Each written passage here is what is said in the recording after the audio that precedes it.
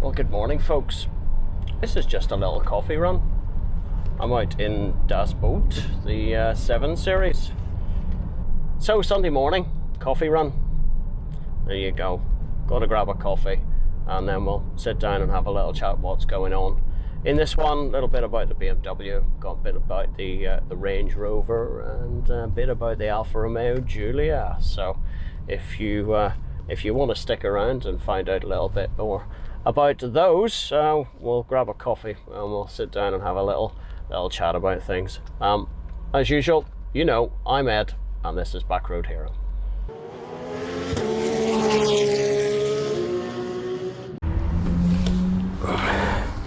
Well, here I am, cup in hand.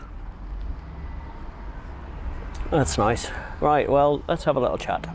E38 BMW has surpassed all expectations. It's a beautiful car. We've still got a couple of things to do on it. Still got a saggy headliner. It has developed a lazy actuator for the back left hand door. I've got that. It just should, with a bit of door strip down, should get that in. Might make a little video about that, although things are always a lot slower when you're filming. And this isn't really a spannering tutorial, sort of a program, as it were.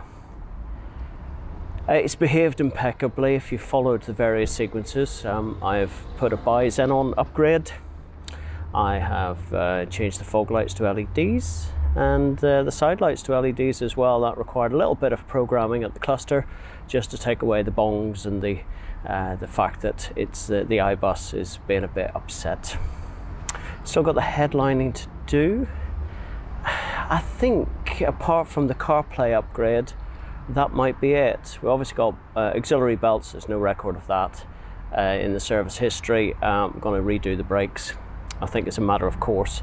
I think parts alone for the brakes are 400 quid, so it might be a couple of months before that's done, but certainly before any big trips. The Range Rover then, it's performing as it should. It's been stolen by Mrs. Ed. She's off doing various bits and pieces in it, and she was out the other day and thoroughly enjoys it. I think she likes the elevated driving position, something that she's not really used to on our Mazda 6 Touring. Again, it's kind of affectionately known as the bus. This is the boat. Well, the Giulia is the Giulia. So, and on to that, when I bought the car, initially it had a service active aero. Little front splitter drops at various speeds and Gs to assist the cornering. Absolutely unnecessary in a road car, to be honest, and I prefer it wasn't there, but you know what, it is what it is. It went back to the garage I bought it from. They did a recalibration, is what he called it, and that seemed to solve the problem. The Giulia is under warranty, so I've got an RAC premium warranty. Might be able to get something done on that, although I know they're a bit funny about electrics and things like that. This all came up when previously we were trying to resolve the issue at the supplying garage. So I'm not that familiar with UniDiag. Maybe if you are, no, I prefer to solve the problem myself. I think it's probably only a diagnostics thing, but my software is not capable of doing the recalibrations and the kind of the fancy stuff that is required at this point in time. So drop a comment below, drop me a DM or whatever it is if you know how to do that one. Actuators on these things, there's two of them, and they're 700 quid each, so there's no way in hell I'm buying a new actuator to fit it. It'll all need to be synchronized to the car anyway, and essentially dialed in and recalibrated irrespective, so I think I'm just wasting my time there. I'd rather take the actuator out and rebuild it myself and see what the issue is. Anyway, so that's that one. Let me see. Maserati hasn't been used. We don't like taking it out in the salt. XKR I've yet to do a first drive in. I wanted to do a genuine first drive and impressions on the XKR. A gorgeous, gorgeous machine.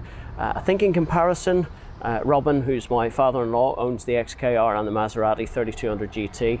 I think he's still siding on the way of the Maserati, so not sure where he's going to go with the XKR, although it's 44,000 miles on it and a beautiful color combination with kind of full history. It'll be really, really easy to sell should we go down that route.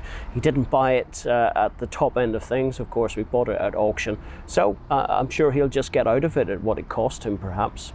He'd be quite happy with that. He's not that bothered about making a profit, unlike myself, of course, selling used cars. So that's really it. I'm going to go back and do a bit of a dog walk. You'd normally see the dog walk update, and this is just a coffee run update on a Sunday morning. So there you go. Much easier to edit these things, or lack of editing as it were, and stick it out on the channel. So thanks for sticking by. Thanks for all your continued support. It's very, very much appreciated. It kind of spurs me on, and I enjoy doing this. I genuinely enjoy doing this, and I want to continue doing it. So hey, as I say in my little outro, it's all about the journey. We don't quite know where we're going to end up. So very quick one. Thanks for watching. All the best now. Bye bye.